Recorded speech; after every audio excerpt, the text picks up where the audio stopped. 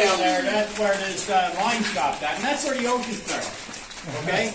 We got a little pump down there, but you always got to have a pumping system because you're going to get water. Okay? When you're mining underground, you're going to get water. You're going to get surface water, or you're going to get, there's aquifers and there's springs and all that, and eventually that's going to come in on you, and you're going to have to pump it up. Now, this little deep mine deep that we walked down here, well, the air would come down this deep, it would go all through the mine, and we got a tube in the ground up there with a little fan on the bottom, and that's how you ventilate this mine here. If we were in the real mine, with this deep that we walked down, there'd be four of them, and the big fan would be on the surface pushing down the air, and the air would come down, go all through the mine, and return up the other tube. So you'd have fresh air coming in, all through the mine, return air going out.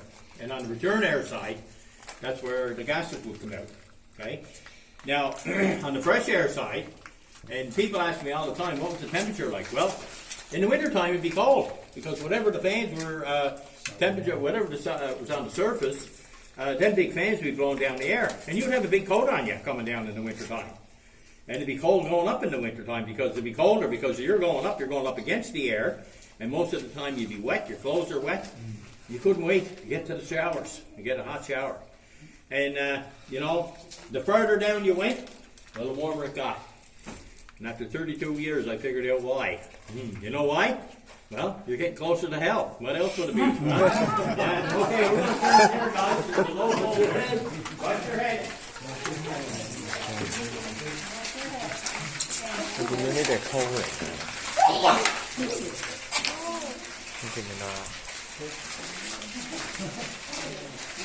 Now, they're cold.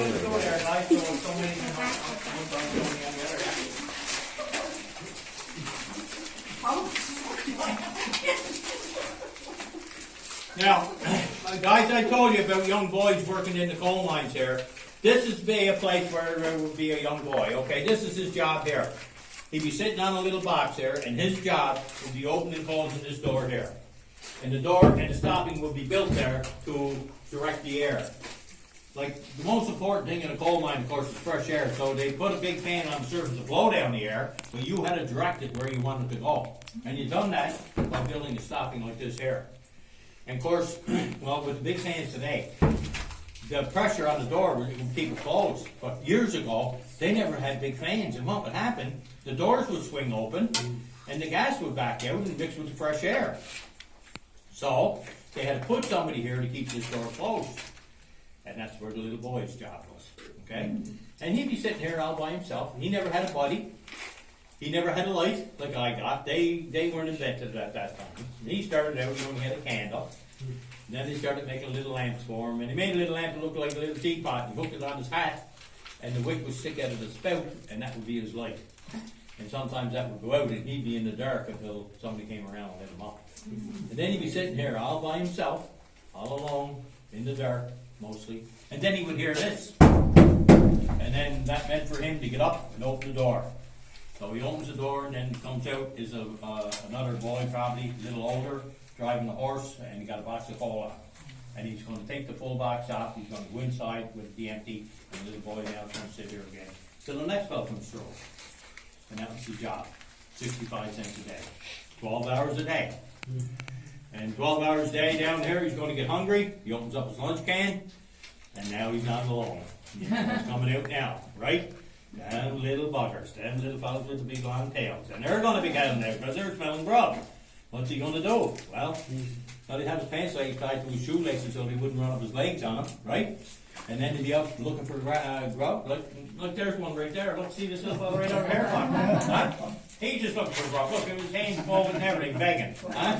And, you know, well, you know, guys, the first mine I worked into, that big mine I first started into, well, there was lots of rats in that mine because that was the mine that the horses used to work into years ago. And of course, when the horses were working into it, they had to put the feed down, the oats and the hay, and that's how the rats got into it. And you couldn't get them out. And I always found the worst time to be working was right after vacation, because we all went on vacation at the same time. You're gone for 2 weeks. There's nobody in the mine.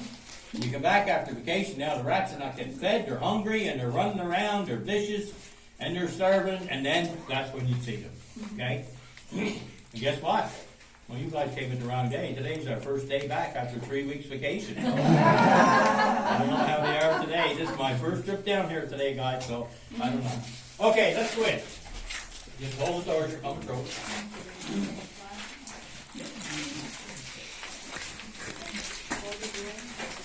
It's getting tired, Baba. The roof's getting tired. Under the bed.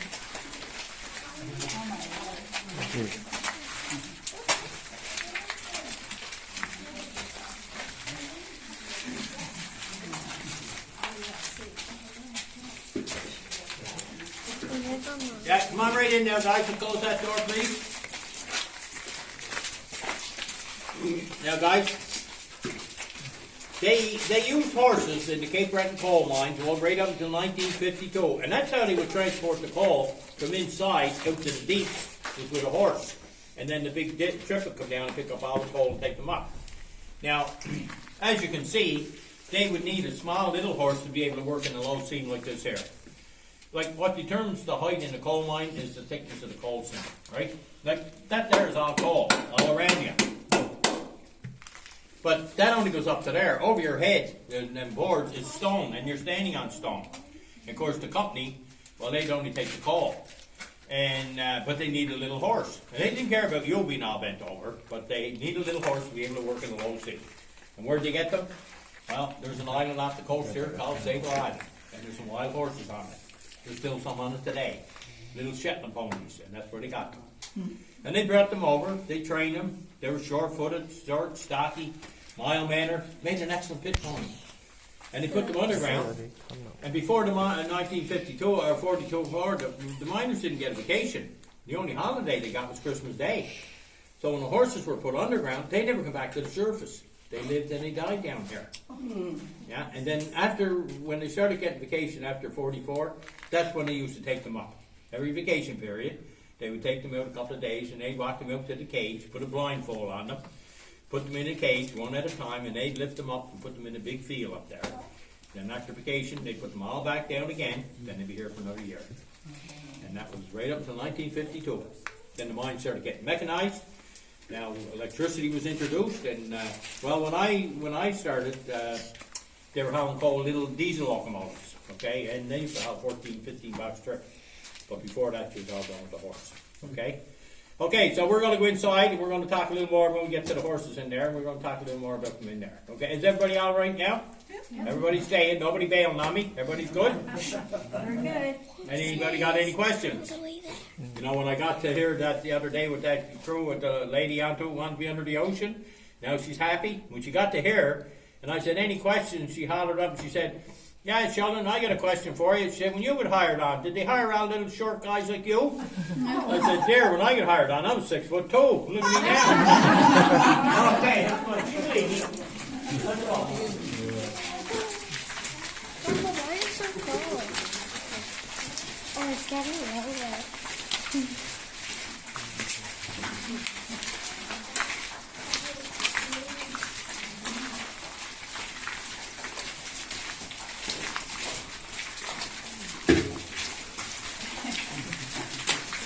That's why you did t-shirt.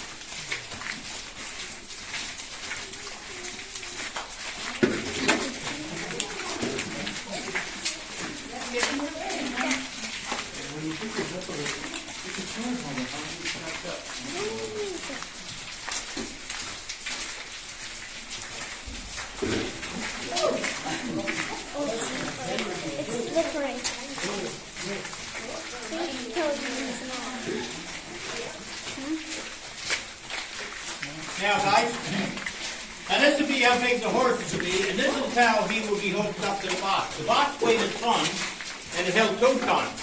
So the miners would load 2 tons of coal in, and he would take it out, get it empty, bring the empty in, and this would be to go all day long. The horse would be in and out with a box.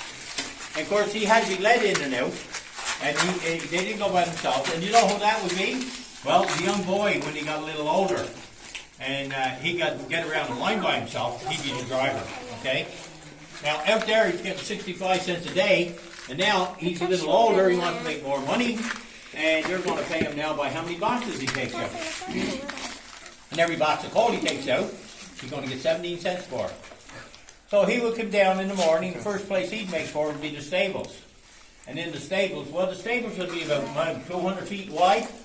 And there'd be little stalls, and then the horses and all the little stalls, like Fred is up behind me here. And there'd be a guy in here looking after them. That was his job. And he watered them, he fed them oats and hay. And the only time they'd feed them the oats would be a half an hour before their shift to give them some extra energy. Now, when the driver come in, of course the horses knew their drivers, the driver knew the horses, and they used to bring out treats of the horse. They had names on all their horses.